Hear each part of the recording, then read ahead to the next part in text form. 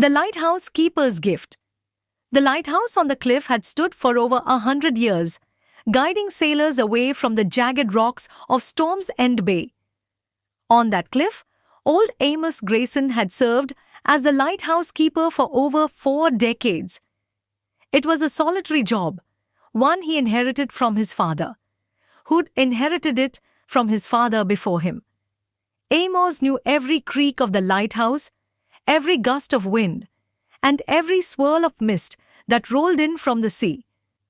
Though the world beyond was constantly changing, the lighthouse remained steadfast and loyal.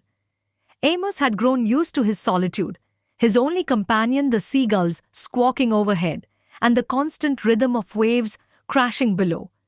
In his youth, he'd longed for adventure beyond the bay, but over time, he came to love the predictable life on the cliff. The foghorn would sound on nights when the mist thickened, warning sailors to stay clear. He would trim the lamp, check the gears, and write in the logbook each evening. It was a quiet existence, but Amos found contentment in the stability it offered. One evening, as winter approached, the winds blew colder than ever, and a storm whipped the waters into a frenzy. Lightning cracked over the bay, illuminating a small fishing boat struggling against the waves. Amos squinted into the darkness, barely making out the silhouette of the vessel. He knew that anyone on that boat would have little chance of survival in such a storm. He felt a sudden, irrational urge to climb down the rocks and try to help, though he knew it was impossible. With a heavy heart, he stoked the lighthouse lamp as brightly as it would go, hoping the beam might reach the stranded boat. He watched helplessly as the waves lashed against the hull, praying for the people aboard. After an agonizing hour, the storm began to calm. Amos kept his eyes trained on the water, searching for signs of wreckage. Just as he was about to give up, he saw a faint figure stumbling onto the shore. Grabbing a lantern, Amos raced down the path, slipping on the rain-soaked rocks. A young girl, no older than 12, was struggling to pull herself from the water. She was drenched and shivering, her face pale as she clutched a piece of driftwood. Amos lifted her gently, wrapping her in his coat and carrying her up to the lighthouse.